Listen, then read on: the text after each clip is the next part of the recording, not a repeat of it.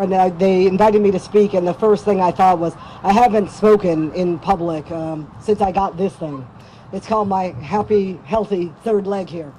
And I haven't spoken in public, not because I'm embarrassed by it, but simply because it's been a long journey to get back to walking like normal. I know that all of you here suffer from various diseases that attack you in all kinds of forms, and mine's quite creative. It's actually quite smart.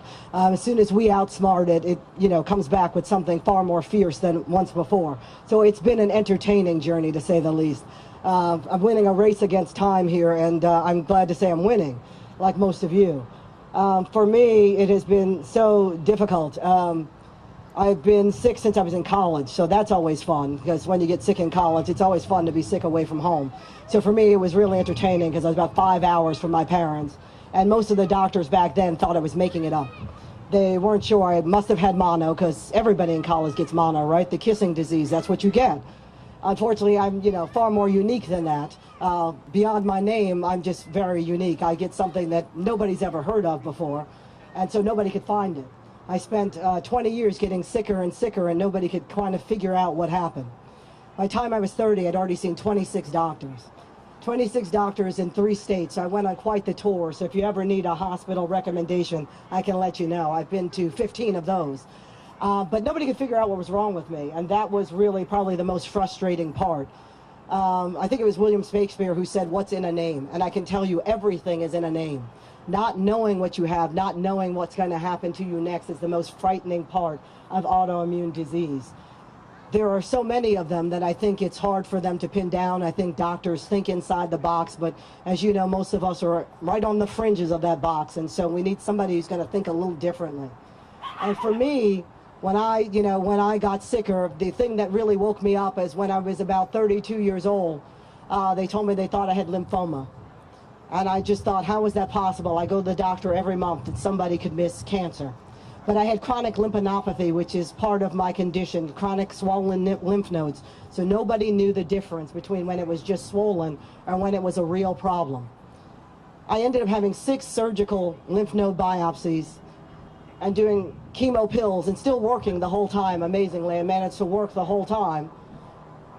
And I just decided I wasn't ready to die, so I had to do something. And so for me, it was time to figure out what actually was wrong with me and causing my problem.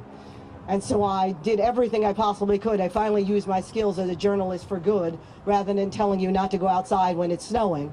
And I told you something far more useful, which was how to actually find a doctor that could help you.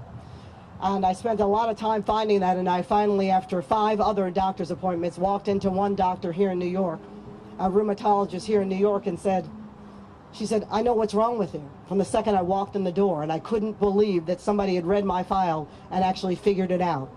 And lo and behold, 20 pills later, I was better than I had been since I was in my 20s. And that is, a gift I couldn't have asked for in my 40s if anybody had paid me. So I don't mind my third leg. It's an interesting accessory. We can bling it out sometimes, we decorate it sometimes, but I'm still up and I'm still here, and that's not something I would have thought I would have been 8 years ago. But for me, it was about, once I knew what I had, it was accepting that I had it. And I didn't realize I didn't accept that I was sick, that I was different, until somebody told me what I had. Accepting it meant, understanding that I was always going to be sick. I was never going to be like everybody else. I was never going to be just like, my brothers or my parents. And accepting that was actually a great thing. It was the best thing that ever happened to me, because I learned to adapt to my condition. I go everywhere I want to go with my cane. I have gone to water parks, I ride slides, I go on anything and everywhere I want to go, because I've learned to adapt to my condition. It doesn't really define me, it certainly changed me. But the other thing it's helped me to do is appreciate my life and live every day and do exactly what I want to do. I can achieve anything I want. So for me, I always tell people, when I figured out what I had, I got a AAA plan. You get AAA for your car. Well, most of you are New Yorkers, right? So you probably don't have a car. But as a New Jersey person, I have a car. And the first thing I got when I bought a new car was AAA. And the reason I bought AAA is because it's the most expensive thing I own. It's one of my prized possessions, and I didn't want anything to happen to it. But should something happen to it, I wanted to be able to fix it and get her back up and running. But I don't understand why we don't have that for ourselves.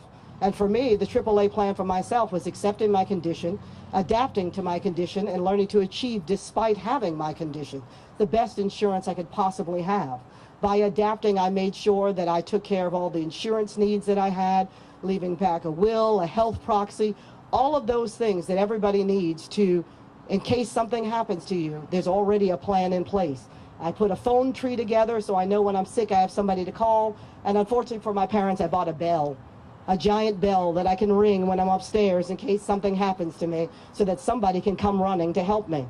Because that's what I need living in a townhouse. I need that bell.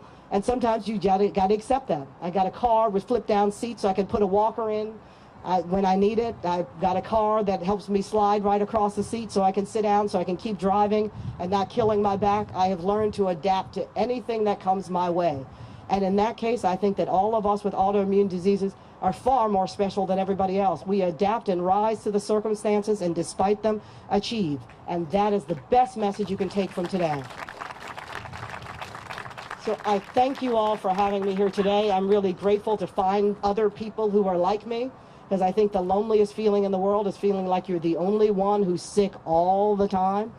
But it's great to know there are other people who can be sick but still strive, and that is the best message and the best lesson you can learn in your life. Never give up, never give in, never stop trying, and never stop achieving, no matter what comes your way.